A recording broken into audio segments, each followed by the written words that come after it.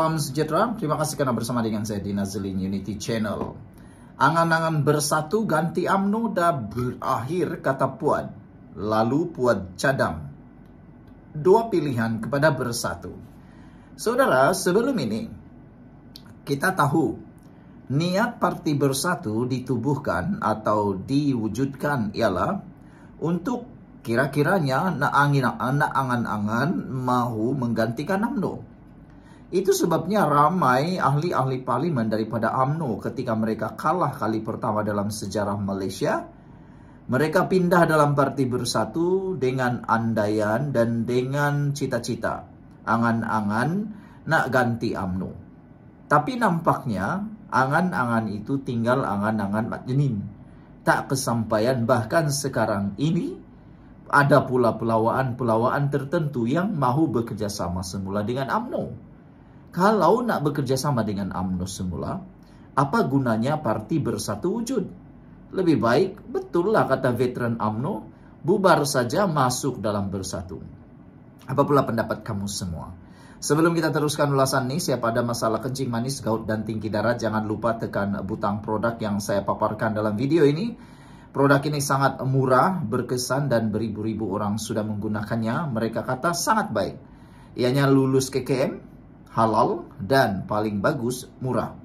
Cepat beli sebelum Anda kehabisan stok. Baiklah, Bersatu sudah mula terdesak dan tidak tahu nak buat apa lagi. Melihat kepada keadaan semasa, penerimaan rakyat terhadap gabungan Perikatan Nasional, gabungan Pakatan Harapan Barisan Nasional dilihat semakin kuat, yang sekarang ini hampir-hampir mustahil dapat dikalahkan oleh Parti PAS dan juga Bersatu. Dengan kekuatan terkini, inilah menyebabkan kini Bersatu putus asa, bukan putus asa tapi putus harapan. Mereka tiada lagi idea nak macam mana nak mau hancurkan Perikatan Kekuatan Pakatan Harapan Barisan Nasional dalam kerajaan perpaduan ini. Itu sebabnya kata Puan Zarkasi, angan-angan Bersatu sudah berakhir.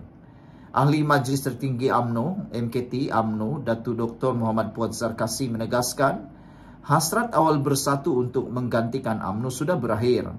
Beliau berkata demikian mengulas pengakuan Ahli Majlis Pimpinan Tertinggi Bersatu Wan Ahmad Faisal Wan Ahmad Kamal bahawa tren pengundian dan sokongan orang Melayu terhadap parti itu hampir tepu. Wan Ahmad Faisal Wan Ahmad mengakui sokongan orang Melayu terhadap Bersatu sudah tepu. Makin lama makin merosot, memang benar. Bersatu sukar untuk bersaing dengan UMNO dan PAS. Dua parti itu pilihan utama orang Melayu. Bersatu tidak boleh bersaing dengan UMNO dan PAS, tegasnya menerusi hantaran di Facebook hari ini. Terdahulu, Wan Faisal yang juga ahli parlimen Macang dalam wawancara bersama FMT mengakui bimbang jika PN tiada strategi lebih anjal untuk memenangi hati dan kepercayaan golongan pertengahan, khususnya pengundi bukan Melayu. Wan Faisal berkata Perikatan Nasional menang 74 kerusi parlimen pada PRU 15.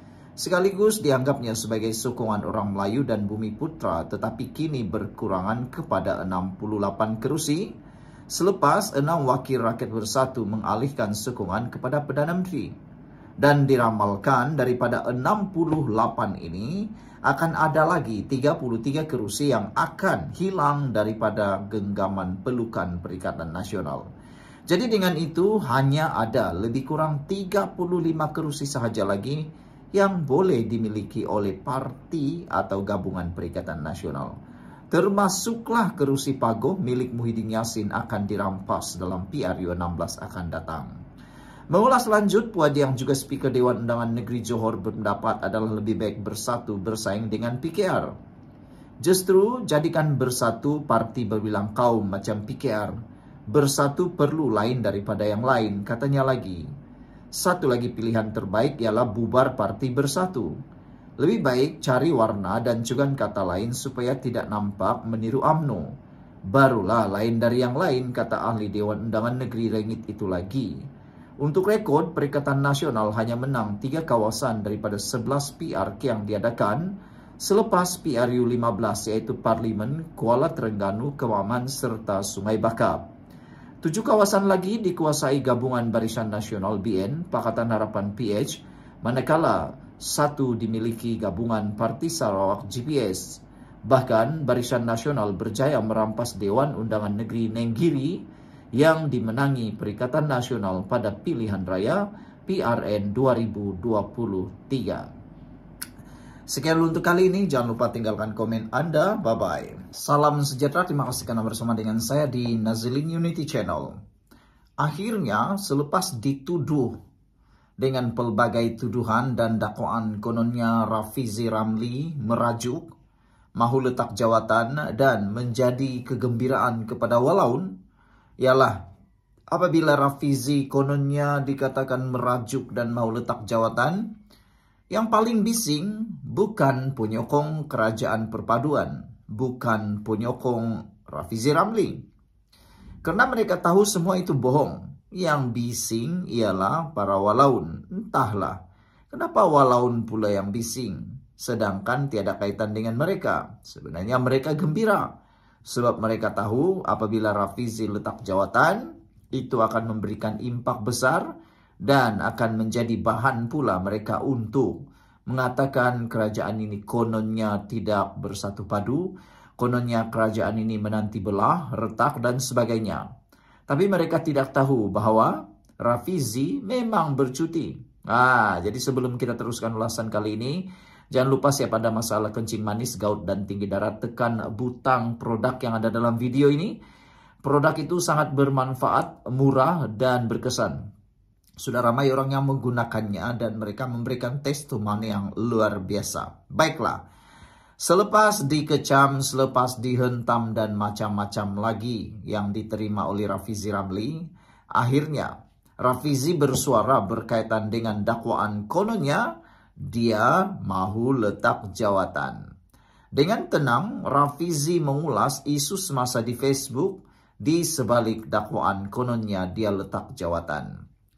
Laporan sebuah portal media yang mendakwa Menteri Ekonomi Rafizi Ramli ingin melepaskan jawatannya sebagai timbalan Presiden PKR menjadi tanda tanya ramai.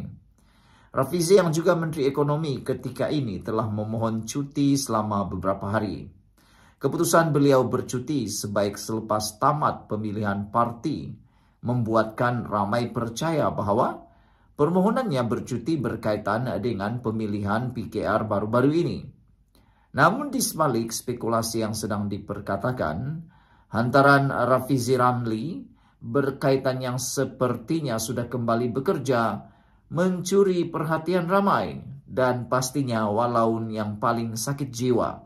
Moro yang tak tentu pasal apabila mereka dapat membaca Rafizi Ramli membalas dengan penuh semangat dan sudah kembali bekerja. Ini pasti tamparan padu maut kepada para pembenci Rafizi Ramli. Rafizi mengulas isu semasa berkaitan dengan kempen PAS PN yang menyalahkan kerajaan persekutuan kononnya menganaktirikan negeri-negeri di bawah pentadbiran pembangkang. Video terbaru Rafizi dengan cepat mendapat ribuan komen dan reaksi yang antaranya membangkitkan soal kesahihan hasrat peletakan jawatannya dan isu cuti. Sebelum ini, Perdana Menteri berkata, permohonan cuti Rafizi adalah perkara biasa bagi seorang pekerja dan beliau juga sedang mencari masa yang sesuai untuk bercuti. Jadi itulah. Kalau Rafizi cuti, orang ambil tahu. Kalau Anwar cuti, orang nak ambil tahu. Tapi kalau ada pemimpin daripada pembangkang yang bercuti, tiada siapapun yang tahu. Bukan kerana tak ambil tahu, tapi kerana tak pernah kerja yang macam tak kerjalah kan macam tu. Dia kerja atau tidak, seakan-akan dia cuti. Tiada bezanya dia bekerja atau tidak. Bersyukurlah kerana Rafizi, waktu dia cuti orang cari. Maknanya, saat Rafizi ada, orang rasa dia ada. Saat dia tiada, orang rasa dia tiada. Maknanya Rafizi memang memberikan kesan kepada persekitaran. Sekurang-kurangnya, walaupun orang benci Rafizi karena digelar macam-macam, tapi Rafizi bekerja. Orang tahu dia kerja, orang tahu dia bercuti. Ada orang nih, tak perlulah sebut siapa, Anda tahu siapa orangnya. Ada orang nih, dia kerja pun orang tak tahu. Dia tak kerja pun orang tak tahu. Dia tak hadir parlimen pun orang tak tahu. Dia hadir parlimen pun orang tak tahu. Nah, coba teka siapa orangnya. Sehingga kan dia cuti pun orang tak tahu. Jadi, tak apalah. Kita bersyukur karena Rafizi sudah bersuara. Dan semoga Rafizi tetap kuat di dalam perjuangan politik beliau. Sekian dulu untuk kali ini. Jangan lupa tinggalkan komen Anda.